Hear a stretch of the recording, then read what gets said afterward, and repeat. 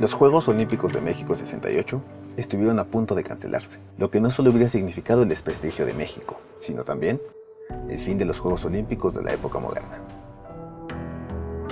En 1966, el arquitecto Pedro Ramírez Vázquez es nombrado presidente del comité organizador de los Juegos Olímpicos de México 68. Su responsabilidad más grande es la de mostrar la mejor cara del país. Pero claro, tanto al interior como al exterior, había más intereses. Mi nombre es Rafael Cruz Ramírez. General en situación de retiro. La palabra México es muy pronunciada en los aspectos de seguridad de Estados Unidos. Nosotros tenemos una gran actividad de espionaje internacional. Con sucesos internacionales como la Primavera de Praga, la crisis de misiles en Cuba, el asesinato de John F. Kennedy y la Guerra Fría, los ojos del mundo estaban en la sede de los próximos Juegos Olímpicos, donde iba a definirse al candidato presidencial de las próximas elecciones. Y el secretario de Gobernación ya había alzado la mano. Luis Echeverría Álvarez se consideró que él vendió su carrera política para tener el apoyo exterior y lograr encumbrarse, y que esa venta la hizo precisamente ante la CIA. Ajeno a toda circunstancia, prende el movimiento estudiantil, y en ese movimiento estudiantil cada quien va a quererlo ver conforme los antecedentes que tenían. Y tenemos que en el gobierno se crean dos visiones. La visión del secretario de Gobernación y del presidente de la República de que se trataba de una manipulación de intereses extranjeros y que provenía principalmente por el lado comunista, que había actuado en Praga, que se había manifestado en Francia y que ahora la hacían patente en México. Esta visión nunca la sostuvo el secretario de la Defensa, Marcelino García Barragán.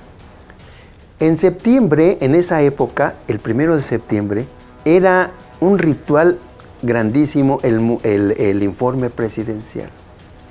Y ahí él vende su versión de los hechos del movimiento del 68.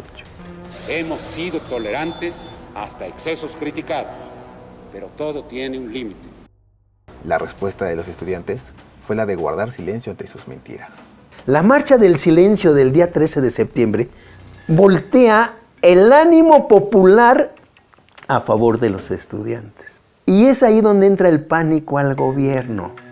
El gobierno ya está presionadísimo por el resto de países que tienen intereses económicos de sus empresarios ante la Olimpiada y por la Olimpiada misma. Entonces deciden concluir como dé lugar ese movimiento. ¿Y cómo es más o menos el esquema para acabar con ese movimiento? El gobierno tenía conocimiento de que iba a haber la reunión en la Plaza de las Tres Culturas. Y se aprovecha que conforme al planeo que tenían los estudiantes, los líderes van a estar a la mitad del edificio Chihuahua, creo que es el tercer piso, donde está la terraza, y que todos los estudiantes van a estar sentados en la plaza. Y entonces se proyecta utilizar al ejército para que barra a los estudiantes. Y una vez que barra a los estudiantes, formar un círculo para que los elementos policíacos agarraran a todos los líderes y descabezaran el movimiento. Sin embargo, esto no sucedió así. Alguien comenzó a disparar desde arriba. La matanza de los estudiantes no es bien vista por el Comité Olímpico Internacional, poniendo en jaque todo el trabajo realizado por el arquitecto Ramírez Vázquez. Javier Ramírez Campuzano, hijo del arquitecto Pedro Ramírez Vázquez. El día 3 de octubre le hablaron del Comité Olímpico Internacional que lo esperaba la Comisión Ejecutiva del COI en el Camino Real para analizar la posible cancelación de los Juegos. Va a ver a mi papá Díaz Ordaz, le dijo: señor arquitecto, dígale al Comité Olímpico Internacional que si esa es su decisión están en la total libertad de hacerlo. Pero también dígales que si por un problema local ellos toman la decisión de irse, dígales que no habrá país tan ingenuo de volverles a solicitar una Olimpiada. Entonces llegó mi papá a la reunión del COI, el Lord Burgell y Marqués de Exeter, presidente de la Federación Internacional de Atletismo, que era del ejecutivo del COI, nomás golpeó tantito la mesa. Dijo, Pedro, queremos saber qué van a hacer. Eso no se lo podías hacer a mi papá. Él se la golpeó más fuerte.